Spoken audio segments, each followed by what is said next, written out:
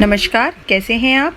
Hindi academy पे अगर आप नए हैं तो मेरी वीडियो को लाइक करें, शेयर करें, कमेंट करें और सब्सक्राइब करें और वीडियो को अंत तक ज़रूर देखें।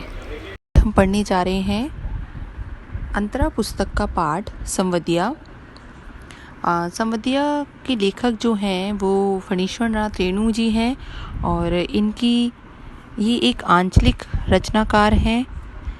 ठीक है, तो पहले हम उनके जीवन परिचय के बारे में जानेंगे, क्योंकि बच्चों 12th क्लास में फणीश्वरनाथ रेणु जी का जीवन परिचय इम्पॉर्टेंट रहता है और सभी लेखकों की जीवनी इम्पॉर्टेंट रहती है, तो हमें उनको इग्नोर नहीं करना है, उनको भी पढ़ते हुए जाना है। आइए देखते हैं, ये फणीश्वरनाथ रेणु जी हैं और अब हम इनके जीवन परिचय को जानेंगे। फणीश्वरनाथ रेणु, इनका जन्म स्थान सन 1921 बिहार पूर्णिया जिले हिंगना गांव।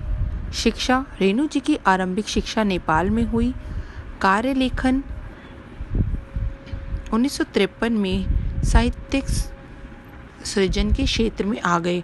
उन्होंने कहानी, उपन्यास तथा निबंध आदि विविध साहित्यिक विधाओं में लेखन कार्य किया और उनकी रचनाएं मैला आंचल, परती परिकथा, कितने चौराहे, ठुमरी, अग्निखोर, मारे गए गुलफाम, ऋण, जल धन जल, नेपाली क्रांति, इसमें से कुछ उपन्यास हैं, कुछ कहानियां हैं, कुछ इनकी आत्मकथा है और कुछ रेखा चित्र हैं। आइए इनकी साहित्यिक विशेषताएं देखते हैं। लेखक आंचलिक कथाकार हैं। आंचलिक कथाकार होते हैं जो गांव का, ग्रामीण जीवन का बहुत अच्छे से वर्णन करते हैं और उन्हें ही आंचलिक उपन्यासकार या कथाकार कहा जाता है। उनके साहित्य में अभावग्रस्त जनता की बेबसी एवं पीड़ा को सशक्त का वर्णन किया गया है। उनके साहित्य में जो जनता है, उनकी बेबसी, उनका दर्द, वो बहुत ही अच्छे तरीके से दिखाया गया है। ग्रामीण समाज को नई सांस्कृतिक गरिमा प्रदान की है। आइए इनकी भाषा शैली देखते हैं। इनकी भाषा संवेदनशील संप्रेषण है और भाव प्रधान है। आंचलिक शब्दों और मुहावरों का सुंदर प्रयोग हुआ है। देशज शब्द का प्रयोग में मानवीय संवेदना की गहरी अभिव्यक्ति की है और रेणु जी की मृत्यु 1977 में हो गई थी। अब हम देखते हैं संवदिया, जो पाठ हम पढ़ने जा रहे हैं। सबसे पहले हमें ये जानना होगा कि संवदिया होता क्या है बच्चों। संवदिया जो होता है एक संदेशवाहक।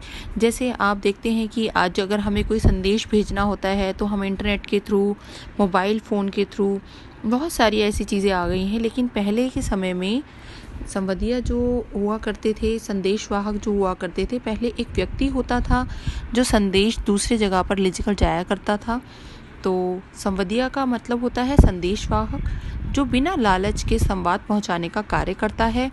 एक तरीके से आप अगर समझना चाहें तो आप डाकिया समझ सकते हैं। जैसे डाकिया समाचार को लेकर जाया करता था, उसी तरीके से संवदिया समाचार को लेकर जाया करता है और संवाद को बिल्कुल उसी रूप में, उसी भावना और उसी स्वर का ध्यान रखते हुए उसी ढंग से संवाद को सुनाना एक संवदिया की विशेषता होती है। पर गांव के लोग उसे निठल्ला, कामचोर और पेटू समझते हैं। तो आप यहाँ पर समझ गए होंगे, संवदिया का मतलब होता है संदेशवाहक। जो संवाद अगर संवदिया को दिया जाता है, बिल्कुल उसी प्रकार से, उसी भाव, उन्हीं शब्दों में दूसरे व्यक्ति तक पहुँचाना संवदिया का कार्य होता है। तो आइए हम पाठ की ओर चलते हैं। यह एक ऐसे गांव की कहानी है जहाँ पर बड़ी हवेली हुआ करती थी और है अभी हवेली वहाँ पर। और संवदिया जो है, संवदिया को बुलाया गया है हवेली में एक संवाद ले जाने के लिए। और जैसे ही संवदिया वहाँ पहुँचता है और बड़ी हवेली को देखते ही उसके दिमाग में अतीत की स्मृतियाँ आ जाती हैं, पुरानी यादें ताज़ा हो जाती हैं कि उस हवेली में, उस गांव की हवेली में 4 भाई रहा करते थे और खाने पीने की कोई कमी नहीं हुआ करती थी। नौकर चाकर बड़ी बहुरिया के इर्द गिर्द घूमा करते थे। आज उस हवेली में बड़ी बहुरिया की स्थिति बहुत ही दयनीय हो गई है। इस बड़ी बहुरिया के बारे में थोड़ा सा जानते हैं बच्चों, कि जो एक हवेली है उसमें 4 भाई और उनकी पत्नियां रहती थीं और किसी वजह से बड़े भाई की मृत्यु हो जाने के बाद बाकी के 3 भाई बंटवारा करके अपने शहर में चले गए हैं और बड़ी बहुरिया वहाँ पर अकेले रह गई है। जिसकी वजह से उसके पास ना खाने को, वो सिर्फ साग और बथुआ खाकर ही अपना गुजारा कर रही होती है। और उसी को देखते हुए जब वो वहाँ पर पहुँचता है, हरगोविंद, संवदिया का नाम है बच्चों हरगोविंद, और वो वहाँ पहुँचता है और वहाँ देखता है कि बड़ी बहुरिया की स्थिति बहुत ही ज़्यादा दयनीय है, बहुत दुखी है वो।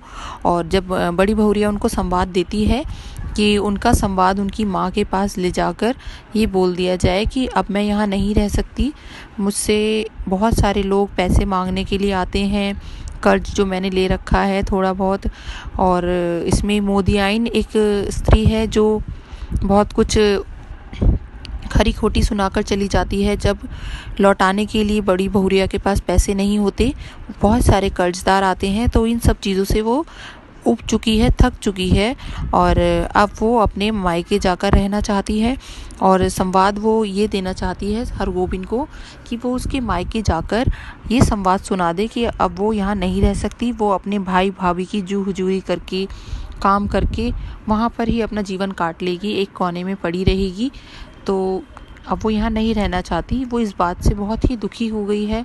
तो ये संवाद सुनकर हरगोविंद को बहुत दुख होता है और वो वहाँ से वो ये सोचता है कि क्या स्थिति हो गई है, परिस्थिति कैसे बदल जाती है। एक समय था जब हरगोविंद यहाँ देखता था कि बड़ी बहुरिया के आसपास नौकर चाकर घूमते थे, शाही खाना होता था। आज वही बड़ी बहुरिया बथुआ और साग खाकर अपना जीवन पालन कर रही है। तो इस तरीके से जीवन की स्थिति कैसे बदल गई, हरगोविंद उसको उसी संवाद को लेकर जाने के लिए तैयार हो जाता है। और जहाँ बड़ी बहुरिया उसको पैसे देने को कहती है तो वो लेने से इनकार कर देता है कि रास्ते का खर्चा पानी वो स्वयं निकाल लेगा, इतना उसके पास है। और वो वहाँ से निकल जाता है और रास्ते में जाते जाते वो सोचता हुआ जाता है कि किस तरीके से वो संवाद वहाँ जाकर सुनाएगा।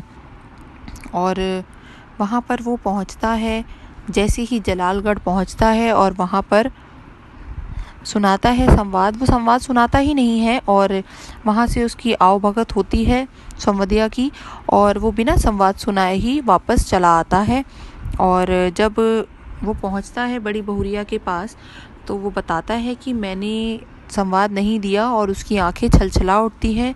वो रोने लगता है कि माँ, मैं आपकी सेवा करूँगा और आप इस घर की लक्ष्मी हो, आप अगर यही गांव छोड़ कर चली जाओगी तो हमारा क्या होगा, हमारे गांव पे सब थू थू करेंगे, सब हंसेंगे। तो इसलिए मैंने आपका संवाद वहाँ पर नहीं पहुँचाया, इसलिए आप मुझे माफ़ भी कर दीजिए और मैं चाहता हूँ कि आप मुझे अपना बेटा बनाकर अपने पास रखें। जब तक मैं हूँ तब तक आपको किसी चीज़ की कमी नहीं होने दूंगा। तो इस तरीके से यहाँ पर कहानी का अंत होता है। और इसी बात पर बड़ी बहुरिया को थोड़ा अफसोस होता है कि उसने ये संवाद क्यों ही भेजा, और हरगोविंद के साथ वो रहने लगती है। इसी तरीके से कहानी का अंत होता है।